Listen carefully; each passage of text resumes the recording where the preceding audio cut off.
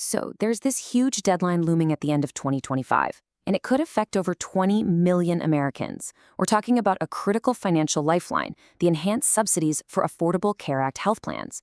The big question is, what happens if Congress doesn't act? Well, millions of people could be looking at shocking premium hikes, or even worse, losing their insurance entirely.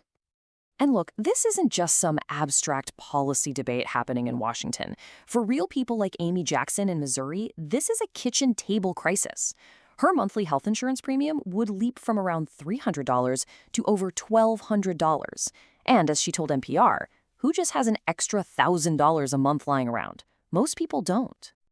Amy is definitely not alone. If millions of people are forced to make the same tough choice she is, a detailed analysis from the Urban Institute projects that nearly 5 million people will become uninsured in 2026. That is a massive number, and it points to a potential healthcare crisis for families all across the country.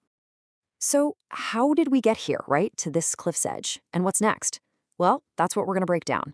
We're going to look at the deadline, explain what these subsidies actually do, walk through the projected impact if they expire, cover the political battle on Capitol Hill, and then dive into a major complication that could derail any deal. Finally, we'll see what to watch for as this all unfolds. Okay, first up, the timeline. The pressure is really on because some key dates are coming up fast. And that's putting millions of Americans in this state of limbo as they're trying to figure out their health care for next year. So here's how this all played out. These more generous subsidies first popped up in 2021 as part of the American Rescue Plan Act. Then in 2022, they got extended. But here's the catch. That extension runs out at the end of 2025. And the timing here is just critical, because open enrollment for 24 million Americans to choose their 2026 health plan ends on December 15th. Just think about that. They'll have to make a huge decision without knowing for sure what their monthly bill is going to be. Okay, so what exactly are these subsidies that are causing all this debate? Well, they're officially known as premium tax credits, or PTCs, and this enhanced version made some really crucial changes to how they work. Before 2021, you had the standard ACA subsidies. They helped people with incomes up to 400% of the federal poverty line. But the enhanced subsidies did two really big things. First, they seriously lowered the amount of money that people had to pay out of their own pockets. And second, they got rid of that 400% income cap, which meant that for the first time, higher income folks could get help if their insurance premiums got too expensive. Now, this table really lays out the difference so clearly. Just look at the lowest income bracket. With the enhanced credits, they pay 0% of their income for a standard plan. 0. Under the old rules, they were on the hook for up to 4%. And check out that top row. For anyone making over 400% of the poverty level, under the old rules, boom, the subsidies just vanished. That's what people call the subsidy cliff.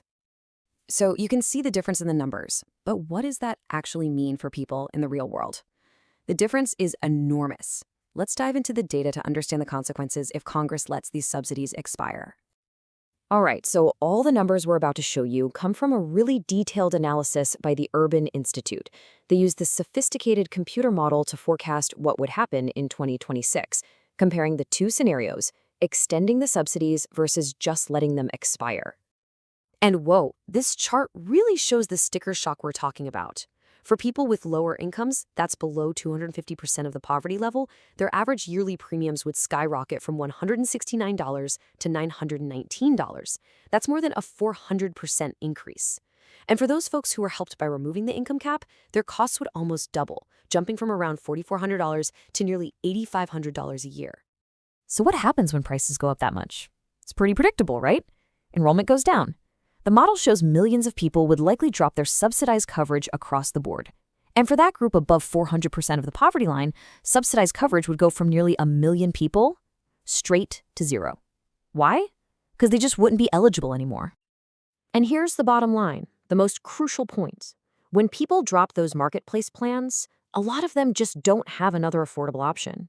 The result is a projected increase of 4.8 million uninsured people in the U.S., and the biggest jump, 3.7 million people, would be among those with the lowest incomes. And you know, this impact wouldn't be felt evenly.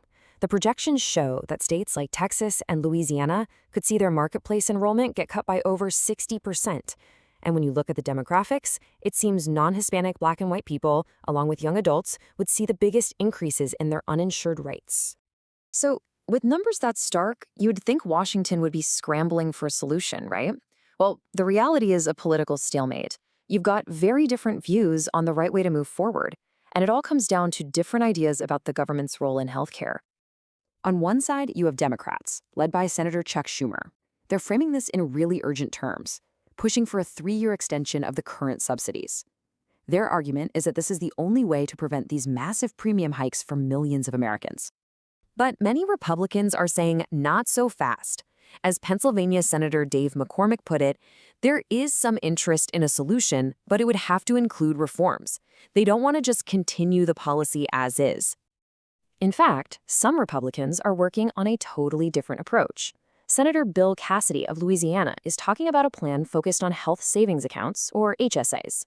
The idea there is to give consumers more individual control and choice, which reflects more of a market-based philosophy. So where's the White House in all of this? Well, they've pretty much stayed out of the day-to-day negotiations. The administration has been critical of the ACA, saying the system is just not working, and has focused its healthcare efforts on other things, like trying to lower prescription drug costs. Okay, so you've got the financial disagreements and the political divides. And as if that wasn't complicated enough, there's another highly contentious issue that could make any compromise totally impossible: abortion coverage. Yeah, an analysis from KFF highlights how this long-running debate has popped up again as a major hurdle.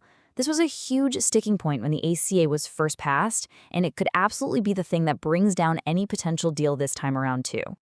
At the heart of this whole issue is a policy that's a lot like the Hyde Amendment, which for decades has banned the use of federal money for most abortions.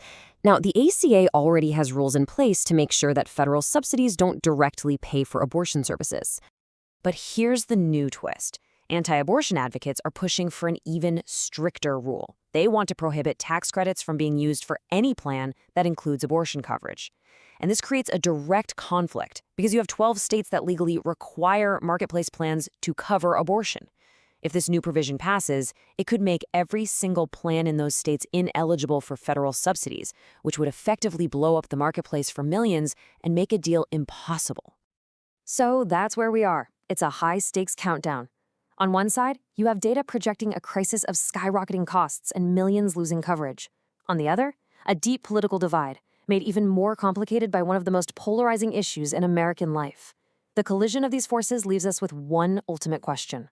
With the health and financial security of millions in the balance, what is the future of affordable health coverage in America?